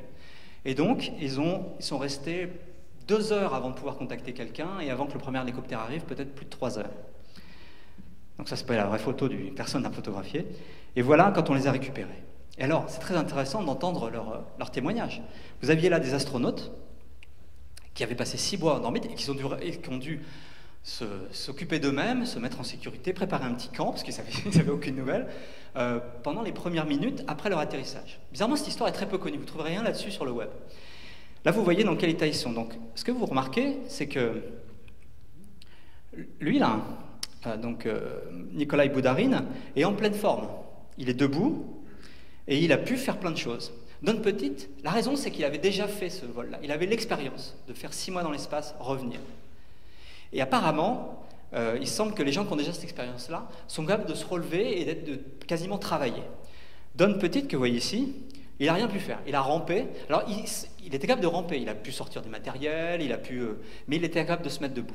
Donc, voilà, il y a des expériences. On sait, et sa conclusion personnelle, c'est de dire on peut parfaitement atterrir sur Mars, se reposer quelques heures, et puis ensuite se mettre au boulot, quoi. Par contre, s'il arrive quelque chose de catastrophique, les astronautes ne seront pas très performants. Alors évidemment, la solution idéale, ce serait de mettre une centrifugeuse, comme tout ça. C'est ce qu'on voit dans le film Seul sur Mars. Mais ça coûterait vraiment très cher. Il y a quelques idées de mettre le vaisseau d'un côté, puis une espèce de contrepoids de l'autre côté, puis de faire tourner le tout. Mais ce n'est pas pour l'instant dans les cartons. C'est vraiment très compliqué et pas encore vraiment développé. Alors d'autant plus que Seul sur Mars, vous avez un vaisseau spatial gigantesque. Si vous vous souvenez, il y a une immense salle de gym, alors qu'ils ont la pesanteur. C'est vraiment... Enfin, tout ça pour dire que cet immense espace qu'ils utilisent dans ce vaisseau spatial dans Seul sur Mars, je voulais m'en servir pour mentionner qu'on parle souvent de problèmes psychologiques, le fait d'être en isolement aussi longtemps, mais beaucoup d'astronautes, pas tous, hein, et beaucoup pensent que c'est pas si embêtant que ça. Je vais pas retourner plus loin. Alors, je vais passer maintenant très en revue. Le problème qui reste, c'est qu'il faut atterrir sur Mars. On s'est posé une tonne, hein, avec Curiosity, je vais pas vous montrer le film. Le problème, c'est qu'on a atteint les limites. Avec juste un bouclier et un parachute, on ne peut pas mettre plus d'une tonne sur Mars, l'atmosphère ne freine pas assez. Il faut un plus gros bouclier ou des rétrofusées. Alors des plus gros boucliers, c'est difficile à faire. L'idée, c'est de faire des boucliers gonflables. Et c'est en développement, ça a été testé, ça marche très bien. Et donc c'est pour ça que sur beaucoup d'images, un peu de fiction d'atterrissage sur Mars, vous voyez dans le vaisseau spatial protégé par un bouclier gonflable gigantesque comme celui-là. L'autre astuce, c'est ce que propose toujours Elon Musk. SpaceX n'est pas fan du tout de parachute, même sur Terre, il ne voulait pas mettre de parachute. C'est d'allumer des rétrofusées une fois qu'on est rentré dans l'atmosphère, et puis on se pose à condition d'emmener beaucoup de carburant. Et on peut aussi faire ça. Après, il faut vivre sur Mars, il y a plein de problèmes avec la poussière, il faut un scaphandre performant. Le scaphandre lunaire est vraiment trop lourd, et le scaphandre des sorties extravéhiculaires sur les ISS est vraiment beaucoup trop lourd. Et puis enfin, il faut revenir, et là c'est tout un défi, je suis sûr que vous le savez, mais le grand secret pour revenir, c'est de fabriquer le carburant sur place, en utilisant le CO2, en faisant des réactions chimiques avec de l'énergie pour faire du méthane, de l'oxygène, et hop, on a du moteur, un carburant fusée.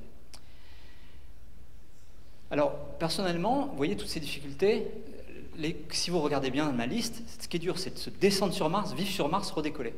Ce qui est beaucoup plus facile, ce serait juste de faire la partie voyage vers Mars, mise en orbite, retour. Et moi, je suis un très fort avocat d'une première mission qui se contenterait d'aller en orbite autour de Mars. Alors, quel est l'intérêt? D'abord, c'est une aventure extraordinaire.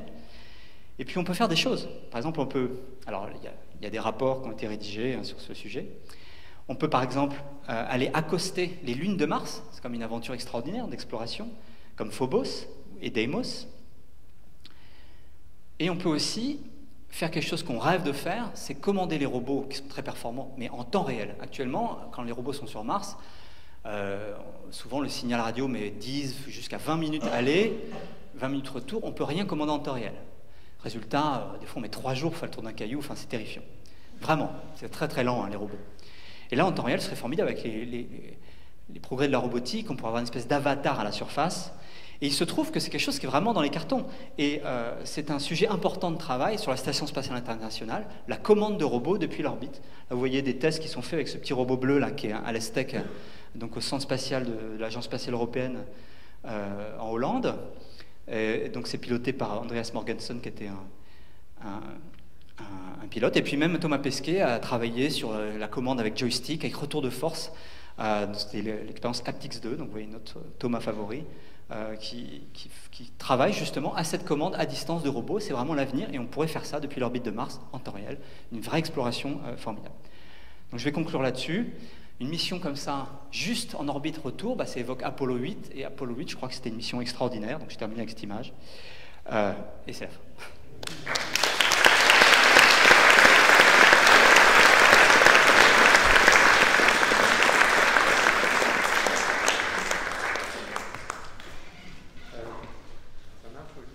Bon, merci François. Je suppose que vous avez des questions. Moi, j'ai un commentaire. Attendez, je vais rallumer un peu la lumière, là. Alors, moi, si je ne me trompe pas de bouton... Ouais, c'est ça, bravo.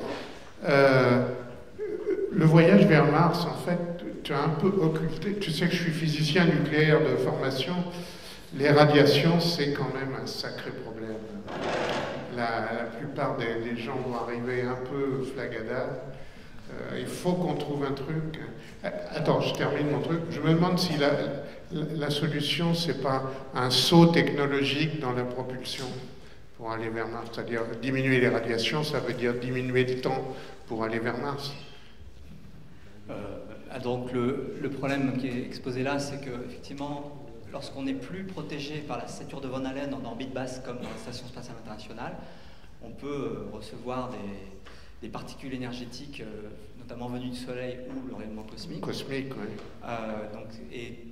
Et qui se peut, effectivement, quand il y a vraiment des éruptions solaires, carrément créer des brûlures et tuer les astronautes en quelques heures, oui. Ou sinon créer des cancers à long terme.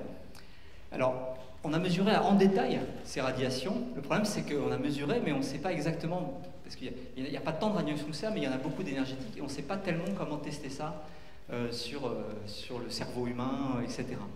Bon, là, il y a un vrai débat. Oui, il paraît qu'on perd un petit peu la mémoire. Alors, il y a des problèmes... alors, un des grands sujets, c'est que on a peur... Alors, on a peur déjà que les gens meurent par brûlure, on va dire... donc là, il faut se protéger derrière des réservoirs d'eau, voire des réservoirs d'hydrogène, c'est faisable. On a peur que le risque de cancer augmente énormément. Ouais. Des gens sont prêts à prendre ce risque. Et puis, tu as raison, ce qui est à la mode en ce moment, je dirais à la mode parce que c'est un sujet on parlait peu il y a quelques années, c'est la diminution des facultés cognitives. Voilà ce qui est le jargon qui est utilisé. Enfin, je suppose qu'il y aura toujours des gens qui seront prêts à y aller. Non, mais ce qu'on a peur maintenant, littéralement, dans les dernières conférences que j'ai vues sur le sujet, c'est que les astronautes deviennent idiots et ils se disputent. Ils s'entretuent. D'accord. Bon, je pense qu'on va progresser, et ne serait-ce qu'avec la station, le Gateway autour de la Lune, on va apprendre des choses.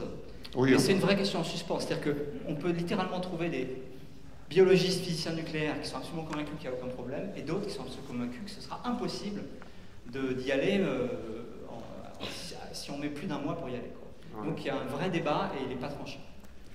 Ok. Vous avez des questions? Tu peux peut-être, pendant que je passe le micro à mon ami Jean-Claude, nous dire quelque chose sur le parachute de Mars, de ExoMars 2020? Est-ce que ça s'est amélioré ou non, on est sûr qu'on part? Attendez, faut pas que je dise de bêtises, mais non, on n'est pas sûr qu'on part. Il y a des problèmes dans les tests qui ont été détectés. On a un nombre, est-ce que j'ai le droit de dire ça? Oui. On a un nombre limité de parachutes sous le coude, en réserve, on ne peut pas en faire d'autres. On a très envie de partir en 2020. Repousser le lancement en 2022 serait catastrophique. Et donc on est dans une situation très très désagréable où on a envie de prendre un risque pour des mauvaises raisons. Mais pour l'instant, lancement en 2020. Ok. Question. Oh bon, merci beaucoup là pour votre exposé. Il y a une espèce de paradoxe, puis on ne me donne jamais la réponse, alors je vais vous le poser. La Terre et Mars sont nés à peu près en même temps du même disque d'accrétion autour du Soleil. Bon, il y a à peu près 4 milliards d'années. Oui. On sait que Mars très rapidement a perdu son magnétisme, il a perdu son atmosphère, il a perdu beaucoup d'eau. Enfin, bon, donc 1 milliard d'années après sa naissance, c'était terminé. On sait que la vie n'a pu apparaître que pendant ce premier milliard, et encore au début ça devait être un peu chaud. Bon. Le problème c'est que sur Mars, dans ce premier milliard après sa naissance, il y avait une tectonique des plaques, donc on ne trouvera rien de la vie, sauf à 350 km sous la surface.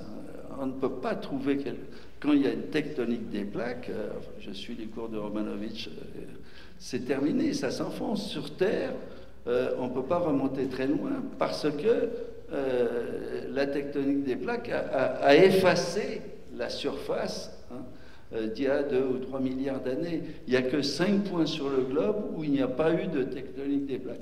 Comment fait-on pour aller chercher la vie alors qu'on sait que si jamais cette vie a eu lieu, c'est à 350 km sous la surface c'est pas à 2 mètres, hein, et a fortiori à 5 mètres. Alors, une réponse assez rapide. En fait, on ne sait pas du tout s'il y a eu de la tectonique des plaques, on ne le pense pas. Ça a été évoqué à une époque quand on regardait les champs magnétiques, mais c'est tout à fait réfuté, je pense. Et puis surtout, qu'il y ait eu la tectonique des plaques ou pas, ce que l'on sait, c'est qu'on a actuellement la moitié de la surface de Mars qui date de cette époque, qui est couverte de lits de rivières et de lacs. Et donc, si la vie est apparue, elle était dans ces lacs.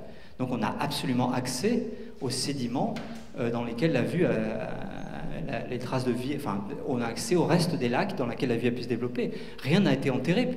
Peut-être que ce qui était, je ne sais pas, imaginons qu'il y ait eu une tectonique des plaques très active il y a 4,3 milliards d'années. D'accord, cette époque-là, tout a été enterré. Mais c'est pas grave. Ce qu'on sait, c'est que ce qui était présent il y a 3,8 milliards d'années, 3,5 milliards d'années, les lacs et les rivières sont encore là, tous les sédiments sont là, il n'y a qu'à regarder. Donc, il n'y a pas de paradoxe. Voilà. Oui, bonsoir. Donc, merci pour l'exposé qui était vraiment génial. Et vous ne portez pas toujours la poisse parce que PowerPoint a bien fonctionné ce soir. Donc... Bon, moi j'ai une question, je voulais savoir, est-ce que ce ne serait pas plus simple de mettre donc une station en orbite et faire descendre les gens un petit peu comme on ferait sur Terre, hein, depuis cette orbite à Mars, et puis revenir, ce qui fait qu'il n'y aura pas tout ce matériel à emmener et tout ça. Enfin, je ne sais pas si ma question est claire, mais... Non, mais c'est bien ce qui est prévu. C'est bien ce qui est prévu, puisque effectivement, le vaisseau principal... qui est envisagé de ce type-là. Hein. Là, je vous montre le modèle Lockheed Martin. Non, c'est celui-là. Vous pouvez regarder, hein, il y a des documents sans fin là-dessus. Je vais y arriver. Voilà, celui-là. Oh, je vous le mets en détail. Comment dire celui-là reste en orbite. Donc, ce qui descend à la surface, c'est juste une petite capsule. Et à la surface, par contre, on a installé préalablement, automatiquement, des habitats et une fusée surtout, qui a rempli ses réservoirs avant que les astronautes arrivent. Donc l'essentiel reste en orbite, bien sûr. Donc il faut une fusée pour redécoller, mais cette fusée, elle va juste se contenter de mettre les astronautes en orbite basse pour rejoindre ce vaisseau qui va rallumer ses moteurs et rentrer sur Terre. Donc c'est exactement comme vous l'évoquez. D'accord, merci. Encore bravo pour bravo pour cet exposé de cette passionnante aventure. Et j'ai une question qui est vraiment toute bête et toute naïve, hein, je ne suis pas un spécialiste. À propos des sismomètres, est-ce qu'avec un seul sismomètre, on a suffisamment d'informations précises, de qualité, ou est-ce qu'il ne faudrait pas plus, enfin je dirais au moins 3 ou 4, je ne sais pas, voilà. Merci. C'est une très bonne question que les plus grands spécialistes posent, surtout qu'on a longtemps, avec Philippe Lénonet, expliqué qu'il fallait absolument 3 sismomètres sur Mars pour faire du boulot, et c'était des projets qu'on a eus dans le passé. Néanmoins, c'est assez fascinant tout ce qu'on peut faire avec un seul sismomètre. La sismologie est une science très mûre, avec des outils incroyables, et en particulier, on arrive à apprendre beaucoup de choses avec un seul sismomètre.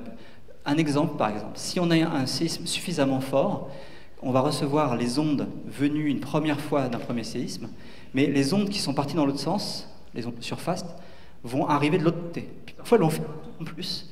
Et ce faisant, on va faire un sondage assez complet avec un seul sismomètre.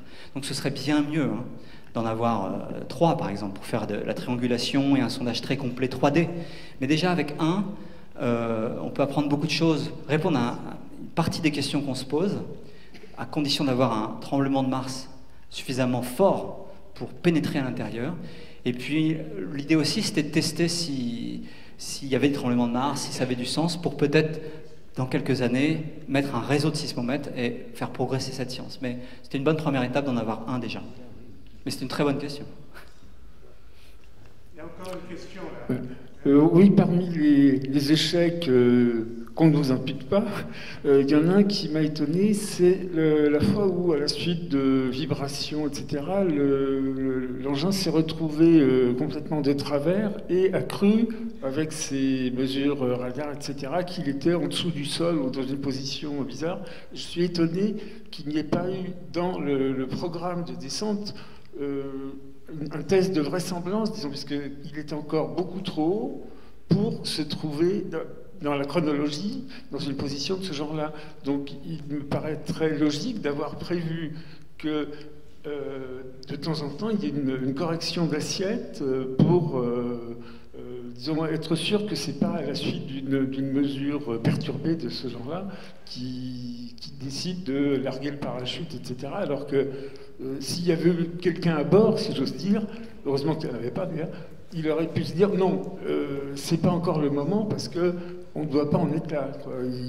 On ne descend pas en marche du train tant qu'il n'est pas arrêté, en quelque sorte. Ah, bien sûr. Je ne peux pas répondre à autre chose. Évidemment, il aurait fallu que... c'était une erreur. C'était une erreur. C'était une partie du programme, je veux dire, de gestion temps réel qui était pas comme il faut. Il aurait fallu prévoir, envisager, dans la conception du logiciel de bord, ce cas-là et faire en sorte que... Le spatial, il faut toujours être complètement paranoïaque. Je suppose qu'il y a des gyroscopes ou des instruments de ce genre-là qui permettent de connaître l'attitude, même si elle n'est pas bonne, au moins la connaître. Ah non, mais c'est ces instruments-là qu'on dysfonctionné. Donc, non, le gyroscope, lui, c'est le gyroscope qui a dysfonctionné et qui a donc transmis de mauvaises informations. Mais il aurait fallu d'abord le tester sur Terre, même si le modèle était livré avec certaines caractéristiques. Il aurait fallu vérifier qu'il comportait exactement le prévu. Il n'y a pas eu le temps. C'est difficile de tout faire. Les moyens, même si ça coûte cher, les moyens ne sont pas illimités. Et puis d'autre part, il aurait fallu être dans un mode de ce qu'on appelle what if, être toujours à imaginer toutes les catastrophes possibles. Pour ceux qui sont ingénieurs ici, ils faisaient le contrôle qualité avec l'arbre des pannes possibles, etc. Ça n'a pas été parfait et paf, on paye sa cash tout de suite. Est-ce qu'il y a d'autres questions? Oui, allez, une dernière, là, monsieur au centre. Voilà. Faites passer le micro.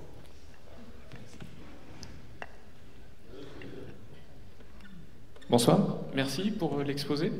Dans la continuité de l'histoire des sismomètres, est-ce qu'on peut imaginer que la mission, là où il y a un petit hélico, il pourrait aller en poser d'autres? Pourrait aller poser d'autres petits sismomètres plus ridicules, mais des micro-sismomètres? Non, parce que les micro-sismomètres, ça marche pas. Il faut quand même... il faut une sensibilité assez extraordinaire, en fait, pour pouvoir faire des bonnes mesures. Il faut être protégé. Et c'est ça que le développement de la mission InSight, avec le sismomètre, nous a vraiment appris, c'est que si on veut une sensibilité suffisante pour faire cette science, il faut un engin d'une précision incroyable. Donc le concept du micro-sismomètre, ça mesure à quoi? Les vents. Le micro-sismomètre sera secoué par les vents et puis il ne mesurera rien d'autre. Le VBB là sur InSight, donc le VBB c'est la fraction de frictionnel, mesure des accélérations qui sont de l'ordre de la gravité qu'exerce Jean-Pierre sur moi. Hein. C'est 10 moins. Bon, c'est pas nul. Mais j'ai choisi Jean-Pierre. Avec... Oui. Mais enfin, c'est des mouvements qui sont une fraction de noyau. Enfin, c'est incroyable la sensibilité de cet engin, quoi. Donc, c'est pas facile de faire de micro-sismomètres. Mais c'est une bonne idée. Merci. On a eu dans le passé l'idée de mettre des réseaux de sismomètres qu'on larguerait comme ça, etc. Mais on se rend compte que ce serait naïf, ce serait trop dur d'avoir cette sensibilité. Mais pourquoi pas? Écoutez, je crois qu'on va arrêter là. On remercie François. Bravo. 2020, ça sera vraiment l'année martienne. Donc je pense que fin 2020, plutôt 2021, il reviendra nous parler des résultats. Donc je vous souhaite un bon retour et peut-être donc au 9 octobre pour la prochaine conférence. Bonne soirée à tous. Merci.